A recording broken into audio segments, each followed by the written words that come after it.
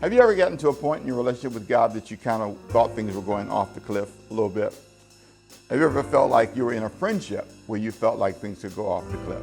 Or a dating relationship? That's even more fun to talk about. It's fun to talk about how, that heartbreak can happen, man. You start out close and then all of a sudden you drift off. Well, maybe that's where you are in your walk with God. In the book of Exodus chapter 20, that's what God raised with Moses. He says, I'm really concerned about what's going to happen with these people. They really have a tendency to drift. And so because of that, I want to give you 10 commandments, 10 guidelines, 10 rules, 10 boundaries, 10 pieces of advice, 10 things to look forward to, whatever you want to call it. But here are the 10 things. We call them the 10 commandments in Exodus chapter 20. And in these 10 things, there is the first thing that's mentioned is on the top of the list. And the concern is our relationship with God. He said, if you want to know my first concern, listen to what he says, Exodus chapter 20, verse 1.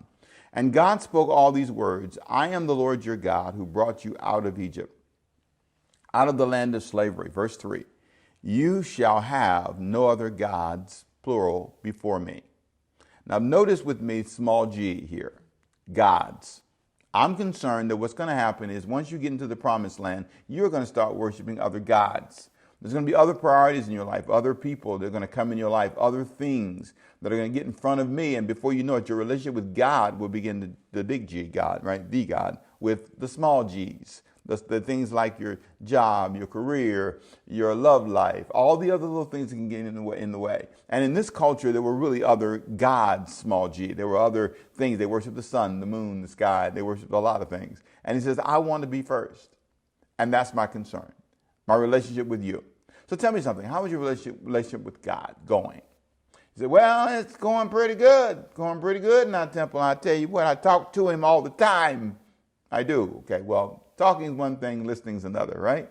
And engaging and allowing him entry into your life. John chapter 4, a text we've studied before in our Sharpen studies, it really talks about how relationship with God is more not about a place, as in the woman in Samaria thought, John chapter 4. The Samaritan woman thought it was about worshiping in Jerusalem, or worshiping in Judea, or worshiping in Samaria. He says, no. It's about spiritual worship, the attitude, the way you encounter God, that being open and transparent in your life. That's what God was concerned about, that the other gods and things would come into play. So now you say, well, Pastor, okay, so what should I do? Starts with being honest. Maybe a little prayer might be good. Maybe a little time of meditation might be good. Maybe a little reading of the Bible might be good. Maybe a little bit of this might be good. Just every day, listen to the devotional. Say, God, I want to meet you at this devotional. Show me something in my life I need to consider. Maybe there's something I need to look at that I haven't looked at in a while. Maybe I've thought too much about my career, my life, my money, and there's nothing wrong with that. Can we pause and say, God's not saying, I want you to go around going, Jesus, God, God, all day. That's not what he's saying. As a matter of fact, people who do that are a little bit strange. That's not what he's saying. He's not saying fast 3 days a week, 4 days a week, 5 days a week, go to church 1,000 times a month. He didn't say that either.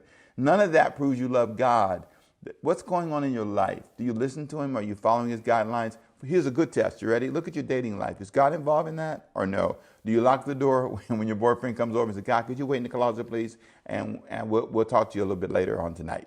Is that what you do? Are you the kind of person who preaches one thing but lives another? See, your relationship with God is manifested in your fruit. Jesus said, you shall know them by their fruit. It's what you do. It's the things you say. It's the way you behave, your temper, your attitude, the way you show love. 1 Corinthians chapter 13. Do you love people? Are you a loving God?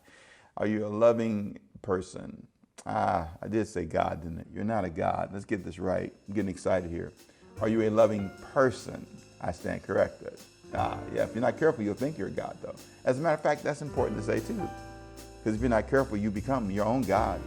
You become the God to yourself, and you forget the living God. So, how's your relationship with God going? Let me pray for you, because maybe that's a starting place. Father, today, we come acknowledging our need for you and our need to change our direction, our need to see ourselves, our need to grow, our need to evolve, our need to not allow things to dominate our lives. And so we ask you today to become the Lord of our life. If you've not been invited there, we invite you there today. May you be God in our life, the big G, not the little g, in Jesus' name. My name is Pastor Ricky Temple. I've enjoyed being with you today. I want you to stay sharp, stay confident, and serve the living God. I'll see you next time. Bye-bye.